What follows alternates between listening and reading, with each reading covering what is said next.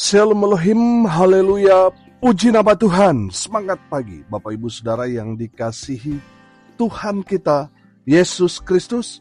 Jumpa lagi bersama saya Pendeta Samuel Mawuntu dalam renungan pagi ke 2643 hari. Renungan pagi ini mengudara. Puji Tuhan. Bapak Ibu Saudara yang dikasihi Tuhan, sebelum kita membaca, mendengarkan dan merenungkan firman Tuhan hari ini, mari kita berdoa, minta pimpinan Roh Kudus. Kita berdoa. Bapa di surga, berbicaralah kepada kami semua, pakai firman Tuhan ini untuk menegur kami, menasihati kami, meneguhkan iman percaya kami, dan memberkati kami semua di dalam nama Tuhan Yesus yang adalah firman Allah yang hidup. Kami berdoa. Amin. Haleluya. Bapak Ibu Saudara yang dikasihi Tuhan, bersama dengan saya kita akan belajar Alkitab dari kitab Kejadian sampai kitab Wahyu. Mari buka Alkitab kita. 1 Korintus pasal 15 ayat 1 sampai ayat 11. Di bawah perikop kebangkitan Kristus. Demikian firman Tuhan. Dan sekarang, saudara-saudara, aku mau mengingatkan kamu kepada Injil yang aku beritakan kepadamu, dan yang kamu terima, dan yang di dalamnya kamu teguh berdiri. Oleh Injil itu, kamu diselamatkan, asal kamu teguh berpegang padanya, seperti yang telah kuberitakan kepadamu, kecuali kalau kamu telah sia-sia saja menjadi percaya. Sebab yang sangat penting telah kusampaikan kepadamu, yaitu apa yang telah kuterima sendiri, ialah bahwa Kristus telah mati karena dosa-dosa kita, sesuai dengan kitab suci, bahwa ia telah dikuburkan, dan bahwa ia telah dibangkitkan pada hari yang ketiga, sesuai dengan kitab suci, bahwa ia telah menampakkan diri kepada Kefas, dan kemudian kepada ke-12 muridnya. Sesudah itu ia menampakkan diri kepada lebih dari 500 saudara sekaligus. Kebanyakan dari mereka masih hidup sampai sekarang, tetapi beberapa di antaranya telah meninggal.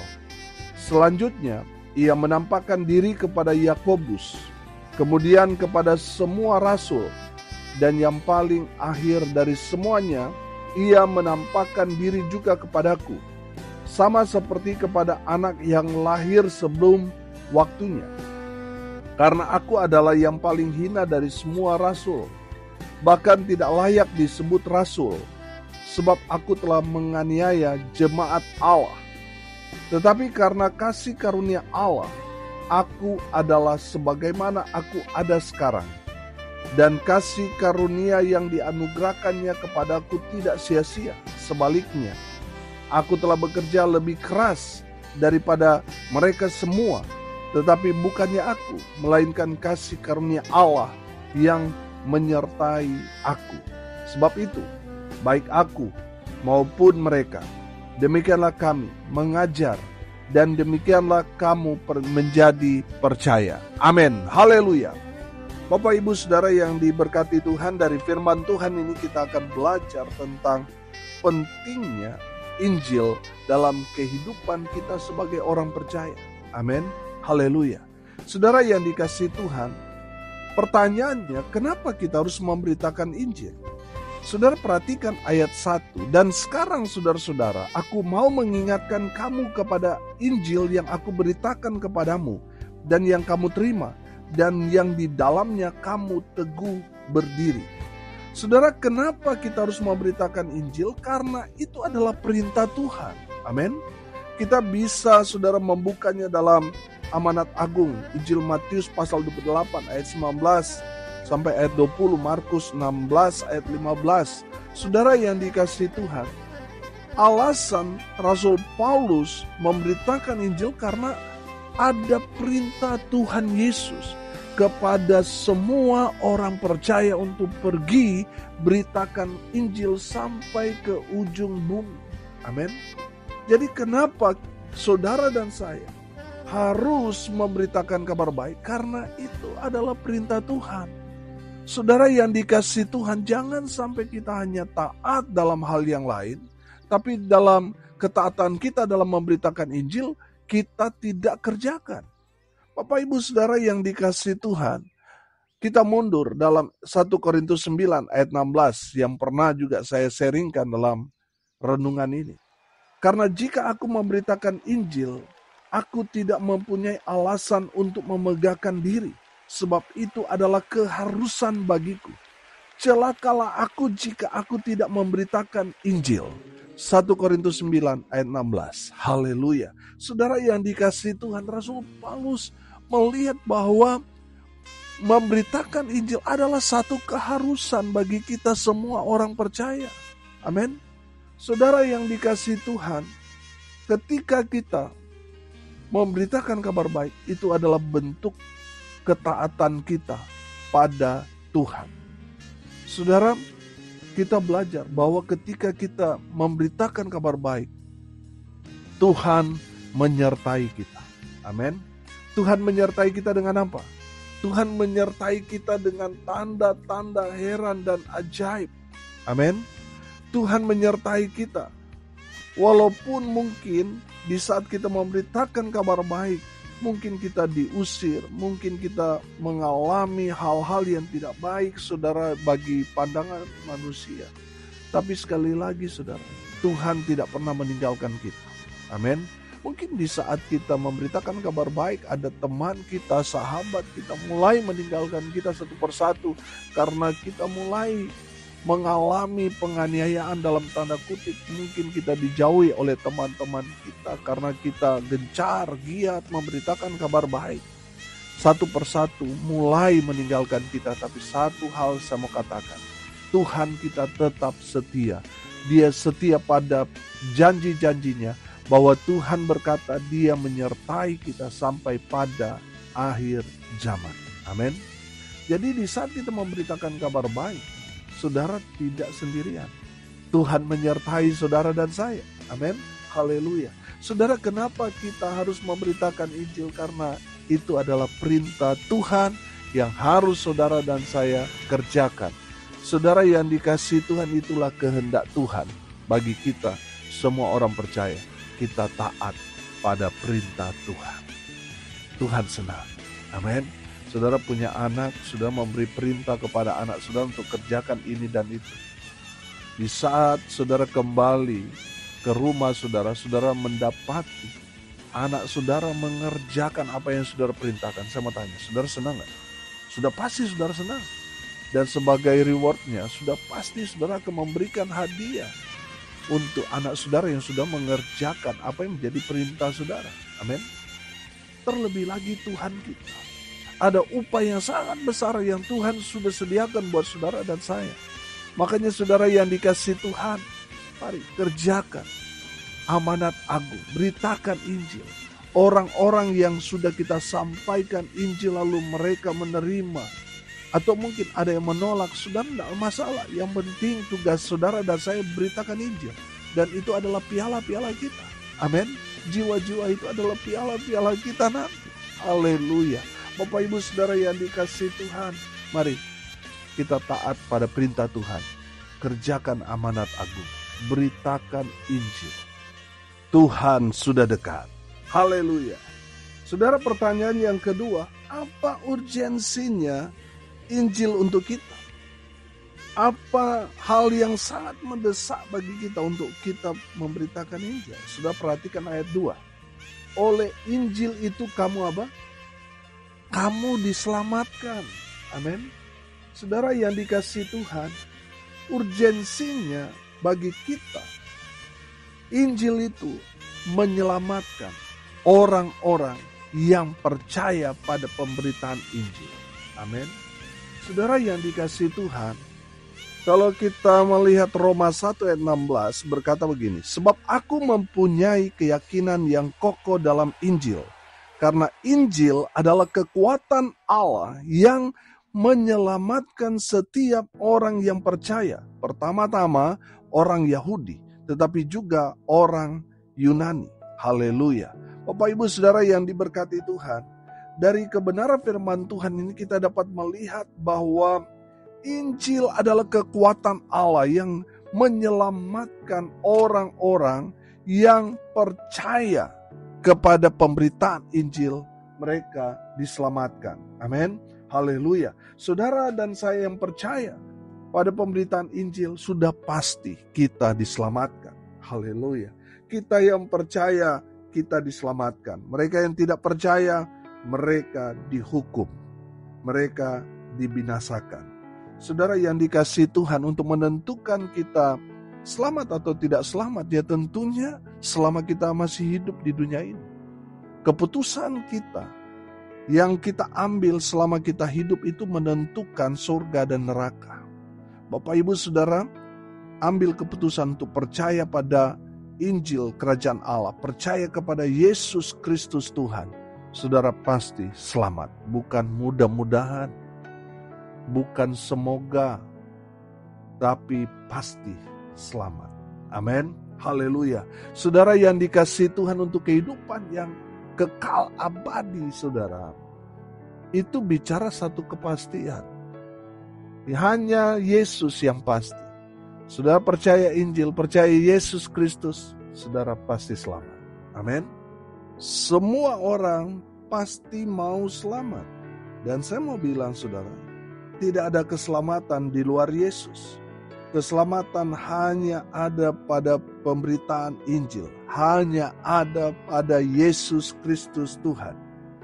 Tuhan Yesus adalah satu-satunya jalan yang menuju pada hidup yang kekal. Saudara salah pilih juru selamat, saudara akan menyesal. Tapi saudara terlambat karena saudara sudah dalam neraka yang kekal.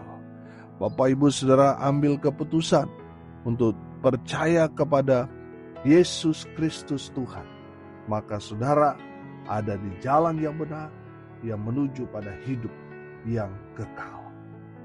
Haleluya. Saudara yang dikasihi Tuhan, apa urgensinya Injil untuk kita? Oleh Injil kita diselamatkan. Saudara dan saya sudah diselamatkan karena Injil. Sudah seharusnya kita memberitakan Injil kepada orang-orang yang belum mendengar tentang Yesus, belum menerima Yesus sebagai Tuhan dan Juru Selamat secara pribadi. Itu tugas kita untuk sampaikan Injil kepada mereka, supaya mereka boleh diselamatkan karena mereka percaya pada pemberitaan Injil yang kita sampaikan. Mereka selamat. Kalau mereka menolak, itu urusan mereka dengan Tuhan. Sudah pasti mereka akan dihukum dan mati masuk neraka selama-lamanya. Bapak Ibu Saudara, yang ketiga, untuk memberitakan Injil, apa dan siapa yang harus kita ceritakan? Saudara perhatikan ayat 3 sampai ayatnya yang ke-6. Kalau bisa saya sederhanakan, yang ketiga ini, pastikan dalam memberitakan Injil yang kita ceritakan atau tokoh sentralnya adalah Tuhan Yesus Kristus. Amin. Jadi saudara, yang kita harus ceritakan dalam memberitakan Injil itu adalah cerita tentang Yesus. Bukan cerita, oh saya diberkati, dapat berkat 1 villa, dapat berkat 100 juta, dapat berkat mobil baru dan sebagainya. Itu bukan pemberitaan Injil. Saudara, yang harus kita sampaikan dalam pemberitaan Injil adalah cerita tentang Tuhan Yesus. Cerita tentang kedatangannya, kenapa Yesus datang, karena Yesus menggenapi nubuatan para nabi sebelumnya. Amin. Kelahirannya, ceritakan itu. Di mana Yesus datang ke dalam dunia ini. Dia lahir di kandang domba di kota Daud di Bethlehem. Ceritakan itu. Tentang kematiannya, kenapa Yesus harus mati. Yesus mati untuk menebus dosa-dosa umat manusia. Supaya mereka yang percaya kepada Yesus, dosanya diampuni, mereka diselamatkan. Amin. Itu yang harus kita ceritakan. Kita harus ceritakan apa? Pada hari yang ketiga, Yesus bangkit. Saudara yang dikasihi Tuhan, kebangkitannya membuktikan bahwa Yesus adalah Tuhan. Dia sanggup mengalahkan maut. Oh haleluya. itu membuktikan bahwa Yesus bukan manusia biasa. Dia adalah Tuhan yang jadi manusia. Bukti dia adalah Tuhan, dia mengalahkan maut. Haleluya.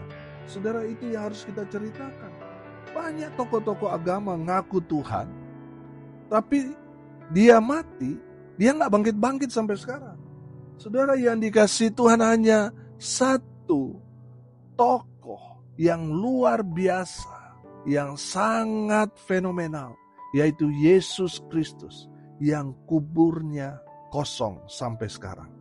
Saudara, yang dikasih Tuhan itu membuktikan bahwa Yesus, dia berhasil mengalahkan maut, dia bangkit. Saudara, itu yang harus kita ceritakan. Kenaikannya kemana? Ke sorga. Amin.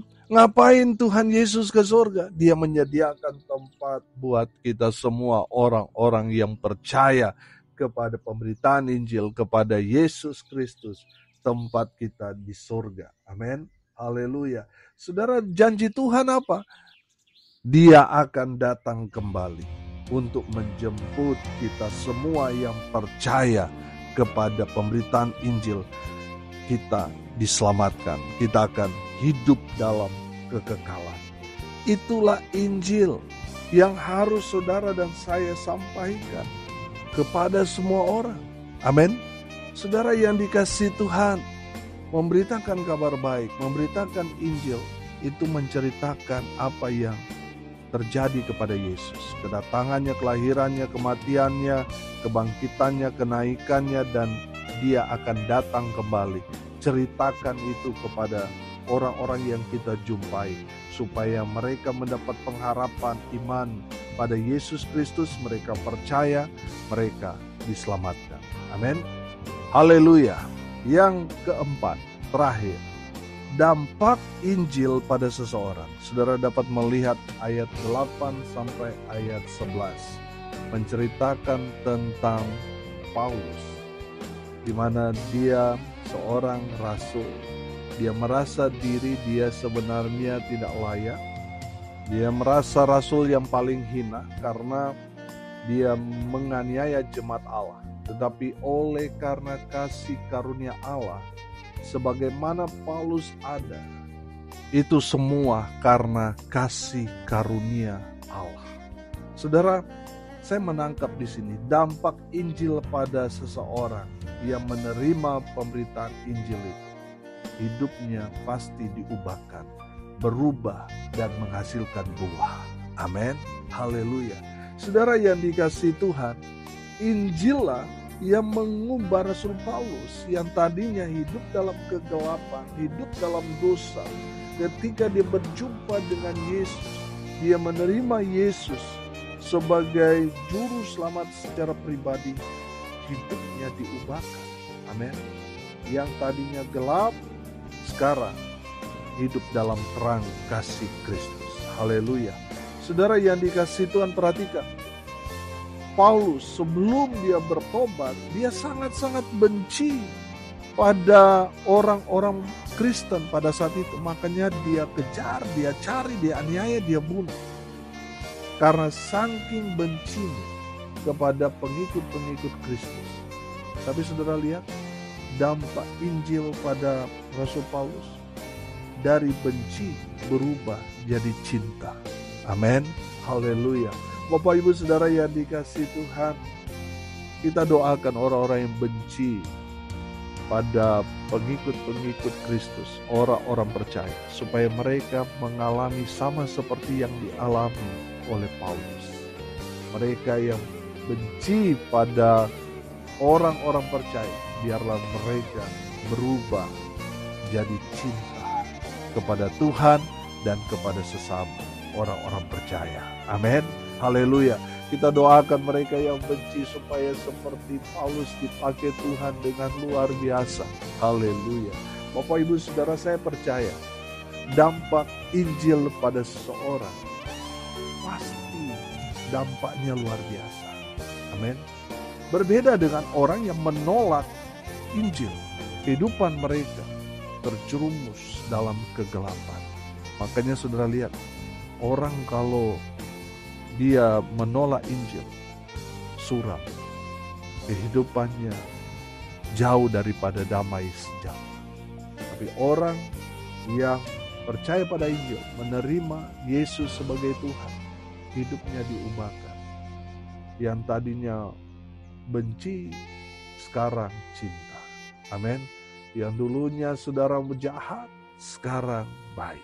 Saya percaya, seseorang ada Yesus dalam dirinya, pasti hidupnya berubah. Berubah ke arah yang lebih baik. Sehingga dia menghasilkan buah-buah yang baik. Amin. Haleluya. Saudara yang dikasihi Tuhan, dampak Injil pada seorang, sudah pasti hidupnya diubahkan, berubah, dan berbuah. Haleluya. Hari ini kita belajar firman Tuhan ini. Kenapa sih kita harus memberitakan Injil?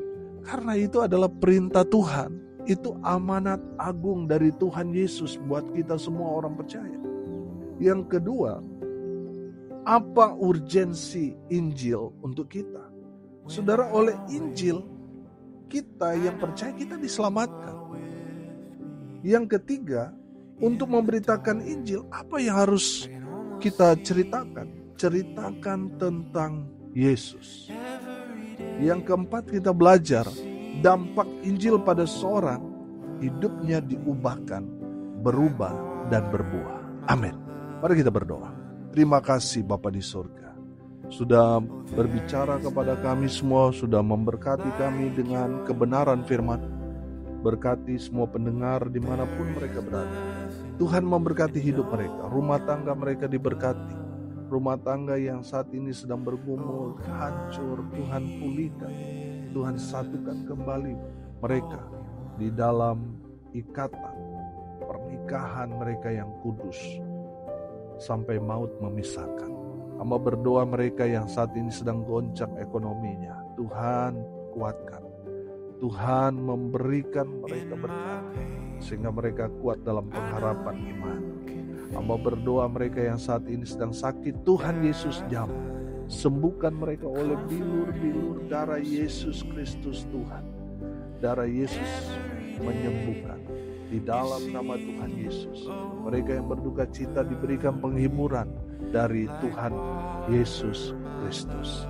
Bapa di surga mau berdoa, biar berkat Tuhan turun memenuhi semua pendengar. Bapak Ibu Saudara yang dikasihi Tuhan, arahkanlah hatimu kepada Tuhan dan terimalah berkat dari Tuhan Yesus. Tuhan memberkati engkau dan melindungi engkau. Tuhan menyinari engkau dengan wajah-Nya dan memberi engkau kasih karunia. Tuhan menghadapkan wajah-Nya kepadamu dan memberi engkau damai sejahtera. Di dalam nama Tuhan Yesus, sumber dari segala berkat. Bapak Ibu Saudara yang percaya, diberkati Tuhan, katakan amin. Puji Tuhan. Bapak Ibu Saudara yang dikasihi Tuhan, kalau saudara merasa diberkati melalui renungan pagi ini, bagikan juga kepada saudara-saudara yang lain, supaya mereka juga diberkati, karena untuk itulah kita dipanggil untuk jadi berkat. Salam kasih dari Bali. Saya Pendeta Samuel Mawuntu. Sampai jumpa besok pagi. Tuhan Yesus memberkati kita semua. Haleluya.